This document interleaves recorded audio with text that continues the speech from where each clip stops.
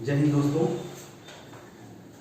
आज ये online class आपकी, उसके तहत आपको जो है मैं पहले रूपांकन से शुरू करना चाहता हूँ।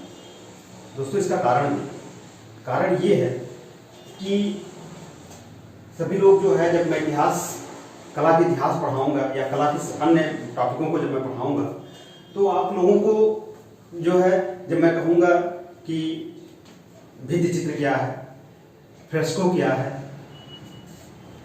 म्यूरल क्या है, और ऐसी जब शब्दावलियों का मैं प्रयोग करूंगा तो आपको जो है दिक्कत होगी।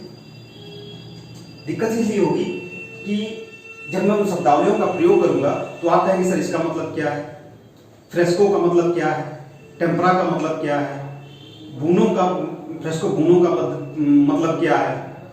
तो ऐसी जब टर्म प्राविधिक शब्दावलियों का मैं प्रयोग करूंगा तो आपको वहां दिक्कत होगी।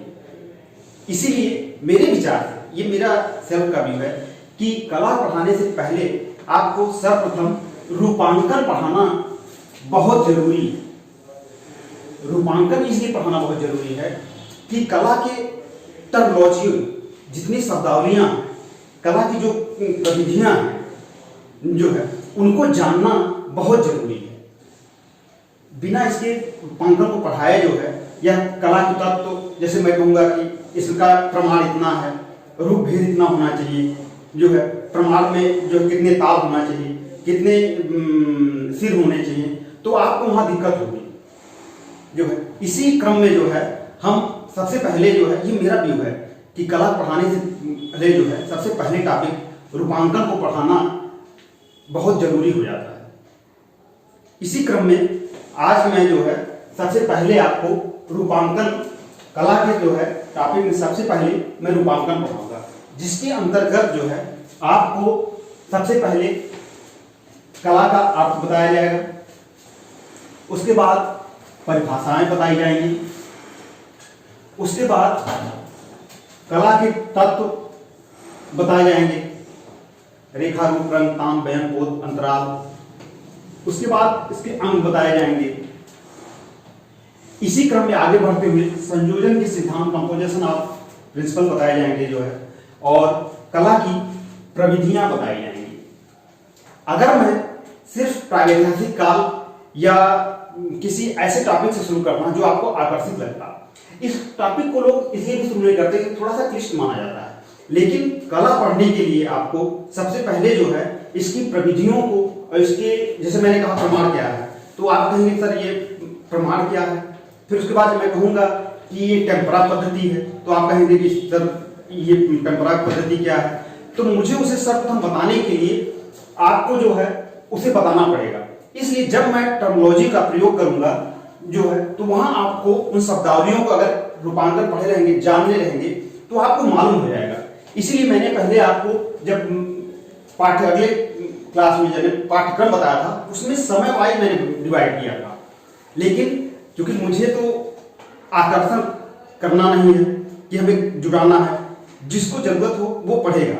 इसी टर्म में जो है मैंने सर्वप्रथम रूपांकन से शुरू किया है।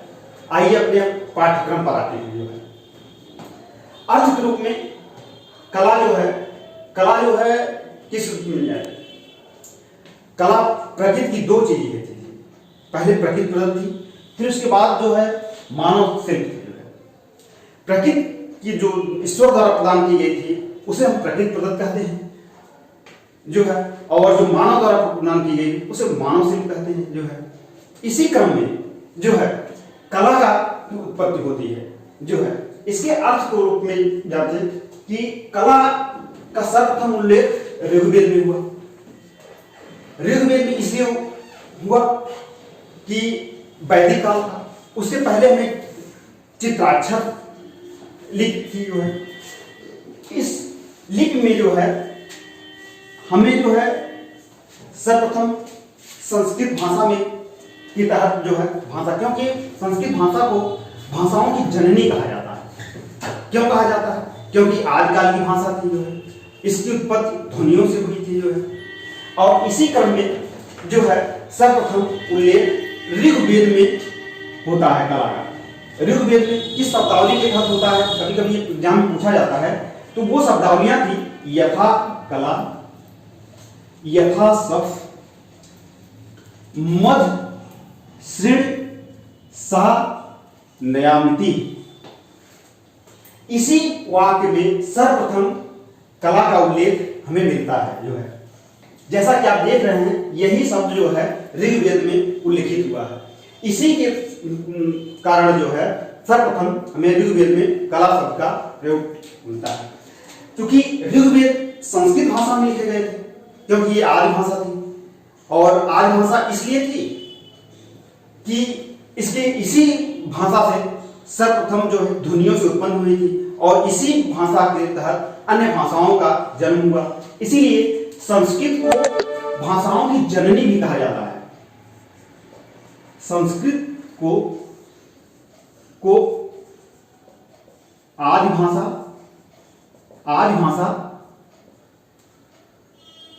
और भाषाओं की जननी भी माना जाता है।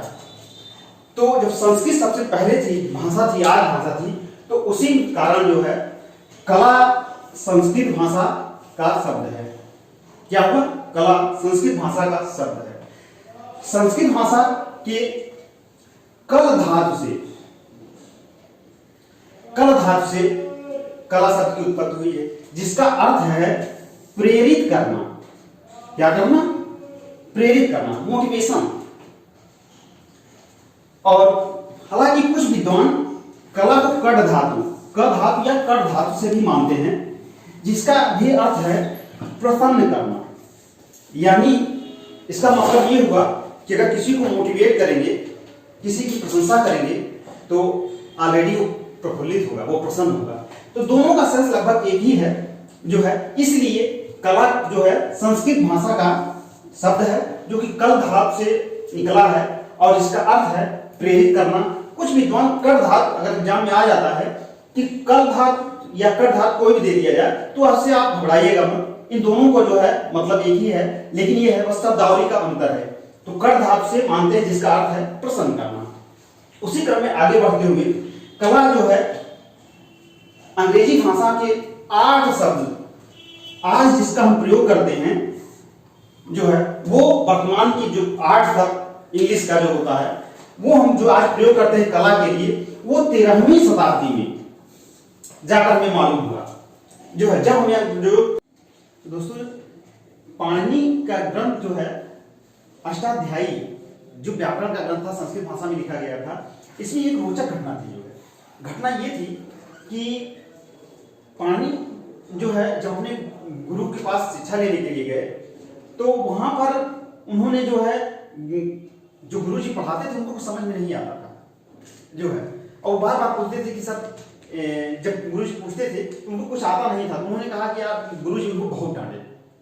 भाई जैसा कि होता है कि सब क्लास में और बच्चे बहुत तेज होते हैं, और कुछ होते हैं तो वो अपना मस्ती उनको जान नहीं पाते जो है क्या पढ़ाया सर जो है, उनका दिमाग उसी को करता था।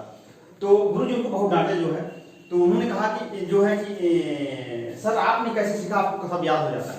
कहे तुमको कोई सिखा नहीं पाएगा, जो मैं कभी तुमको सिखा नहीं पाऊंगा, और तुम यहाँ से जाओ। और उनको गुरुकुल से निकाल देते हैं। तो उन्होंने जाकर गुरु के चरण में बैठकर रोने लगे और कहे सर मुझे समझ में आता, मैं क्या करूँ। तो उन्होंने कहा कि तुम्हें सिर्फ गुरु में भगवान शंकर ही जो है वही तुमको पढ़ा सकते हैं, बाकी और कोई तुम्हें जो है पढ़ा नहीं सकता जो है। इसी क्रम में उन्होंने जो है जंगल में चले गए, और उन्होंने जब कहा कि गुरु में सबसे श्रेष्ठ भगवान शंकर जी हैं, तो मैं क्यों ना उन्हीं से प्रयास करूं जो है। और वो लगे तपस्या करने जो है, वो लगे गुरु जी की जो है भगवान शंकर जी की तपस्या करने लगे। तो जब वो तपस्या कर रहे थे, तो ये उनको जो है ज्ञान के लिए जो है शंकर जी जो है एक डमरू की आवाज सुनाई दी जो है। उसी डमरू से जो है महेश्वर डमरू सुनाई दी, और जो है वहां से महेश्वर सूत्र की रचना होती है। वही महेश्वर सूत्र डमरू की आवाज से जो है जितने वर्ड निकलते थे जो है, जितनी ध्वनियां निकलती थी, उसी से जो है इन्होंने जो है व्याकरण अष्टाध्यायी की रचना कर डाली जो है। और वो 14 उसी लिए उसे 14 सूत्र निकले, जो 14 ध्वनियां थी। जिसे कि माहेश्वर सूत्र के नाम से जाना जाता है। और उसी 14 सूत्रों पर जो है पूरे अष्टाध्यायी और संस्कृत के व्याकरण की रचना कर डाली जो है। ऐसे विद्वान पाणिनि थे, उन्होंने उसी अष्टाध्यायी में जो है वर्गीकरण, मानव शिल्प के जो है वर्गीकरण किए जो है, इसी कला को जो है वर्गीकरण किए। पहला क्या वर्गीकरण में क्या था कि कारुकला और चारुकला, मतलब मानव शिल्प के दो भेद हैं, कारुकला और चारुकला। कारुकला उस कला को कहते हैं जो उपयोगी होती है, व्यावसायिक होती है। क्या होती है? व्यावसायिक।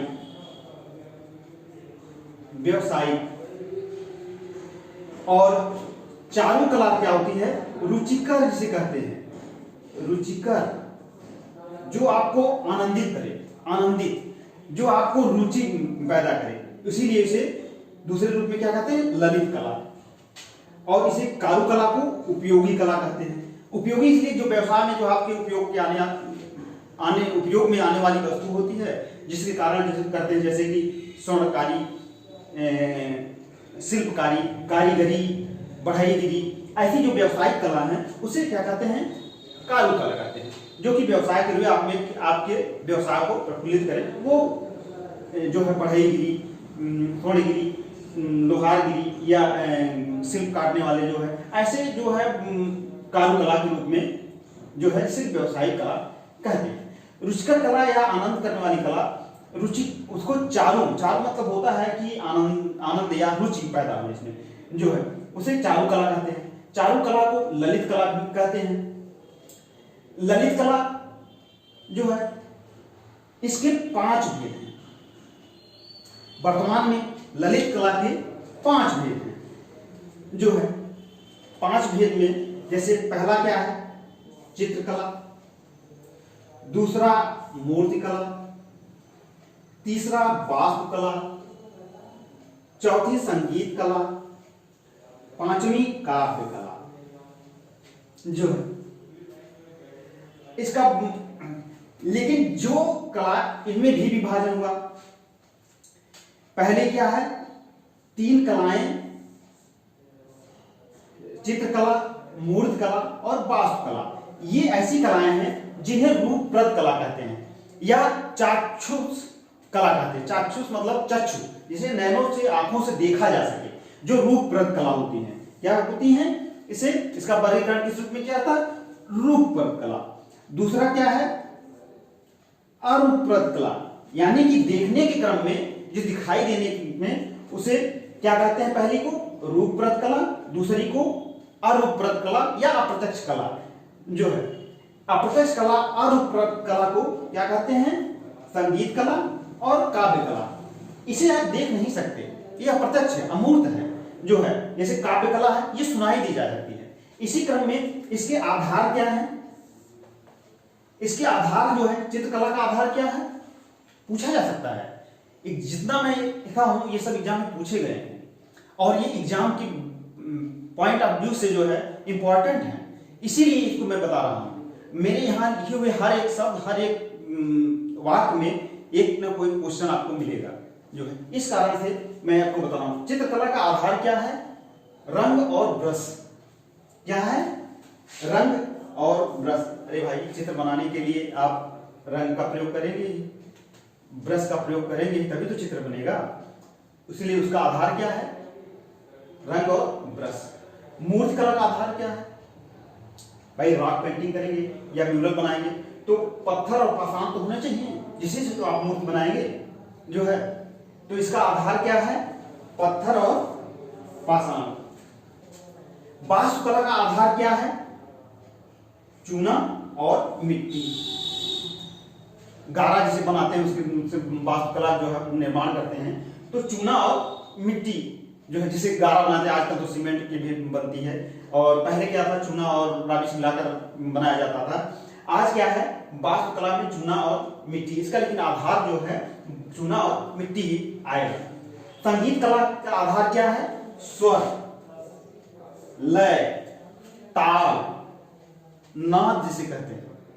स्वर और नाद यानी कि ताल जो है, ये संगीत कला का आधार है। काव्य कला शब्द और अर्थ। काव्य कला के अंतर्गत इसका आधार क्या है? शब्द और अर्थ जो है। इसी क्रम में जो है ये सब संगीत कला और काव्य कला अरूपरत कला है, अप्रत्यक्ष कला यानी अमूर्त कला जो है ये कहते हैं जो है।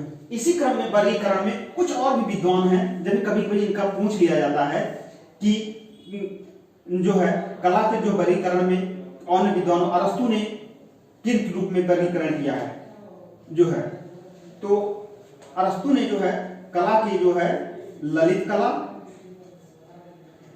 कला और उदार कला यानी कि fine art and liberal art. English में भी आप जान लीजिए अरस्तु क्या कि ललित कला को फाइन आर्ट कहते हैं और उदार कला को लिबरल आर्ट कहते हैं। यहाँ जो है क्राफ्ट कहते हैं के रूप में कामसूत्र में 64 कलाओं का वर्गीकरण दिया गया है जो है। क्षेमेंद्र की कला विलास पुस्तक थी।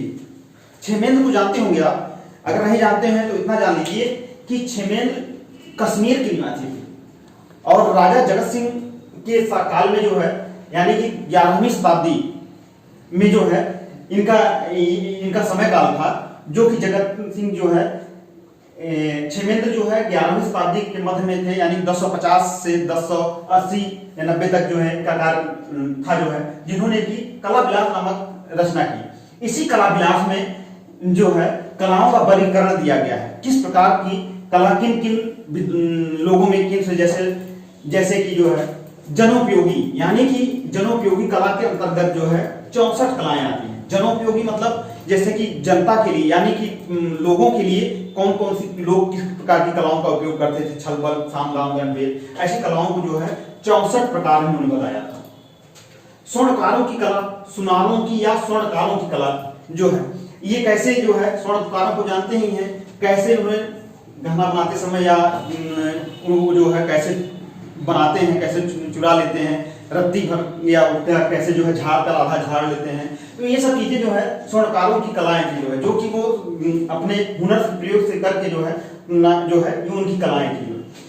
बाद में जो है देवदासी प्रथाओं के तहत जो है लुभाने के लिए वेश्याओं की कला जो थी, जो कि किसी भी पुरुष या व्यक्ति को जो है अपने बस में करने या अपनी अदाओं से अपने हाव भाव से जो है प्रकट कर जो है उनको लुभाकर अपने बस में करती थी, वो वेश्याओं की कला कहलाती थी। ये भी 64 है, इसके भी 64 प्रकार है, यानी कि एक महिला के अंदर जो है 64 प्रकार की जो है कलाएं आती थी जो है, जो कि वो हम लोगों को तो मालूम ही नहीं जो है कि कैसे, लेकिन हम लोग उनकी कलाओं में फंस जाते थे। जितने भी जो पुरुष वर्ग होते हैं पहले थे जो है देवदासी प्रथाएं चलती थी, तो उनमें जो है नृत्य वगैरह होता था, तो उसी बेस में जो है वेश्याओं की 64 कलाओं का वर्णन उन्होंने कला विलास में किया है। लौहकारों यानी कि सार कलाएं जो है 100 है। सुनारों की लौहकारों यानी कि जो लोहा पिनने वाले लोहकार होते हैं या सार कलाएं जो है 100 प्रकार की होती है जो है। उसी बेस में भेषज अर्थात चिकित्सक जिसे कहते हैं कि चिकित्सक जो है इनकी 10 कलाएं थी जो है, किस प्रकार से जड़ी बूटियों का प्रयोग करते थे, किस तरह से मरीज को ठीक करते थे जो है, वो भेषज जो है जिसे चिकित्सक कहते हैं, इनकी 10 कलाएं थी जो है, 10 प्रकार से इनकी कलाएं थी जो है। कायस्थ को आप जानते होंगे जो है, ये इनकी 16 कलाएं थी जो है। अगर कायस्थ वही होते हैं जो कि लिखा पढ़ी का काम करते हैं, प्राचीन काल में दस्तावेजों और उनका जो है वर्गीकरण करते थे जो है, उन्हें कायस्थ कहते हैं। जो आज के जमाने में लाला या जायसवाल जो कि लिखा पढ़ी का काम करते हैं जो है, उन्हें जो है कायस्थ के रूप में कहते हैं जो है, जिनकी 16 कलाएं जो है होती हैं जो है। और पुरुषार्थ के अंतर्गत जो है, जिसमें कि धर्म अर्थ काम मोक्ष जो है, इनकी 32 कलाएं थी जो है। इनके जो है धर्म अर्थ काम और मोक्ष की जो है 32 प्रकार थे जो है। इसी क्रम में जो है एक क्वेश्चन फिलहाल इंटरव्यू में पूछा गया था कि पुरुषार्थ की कितनी, जो कि मुझसे खुद पूछा गया था 16 वाले में, कि 2016 की परीक्षा के इंटरव्यू में कि पुरुषार्थ की कितनी कलाएं हैं। तो मैंने बताया था कि सर पुरुषार्थ के लिए 32 कलाएं हैं जो है, तो कहें कि इसका वर्णन कहाँ पर जो है मिलता है, तो हमने कहा कि जो है धर्मोत्तर पुराण की जो है चित्र सूत्र में जो है प्रवरम कला नाम चित्रम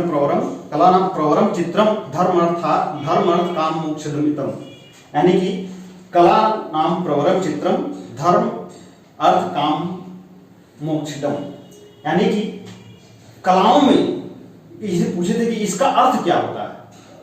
इसका अर्थ होता है कि कलाओं में श्रेष्ठ चित्रकला के द्वारा, कलाओं में श्रेष्ठ चित्रकला के द्वारा धर्म अर्थ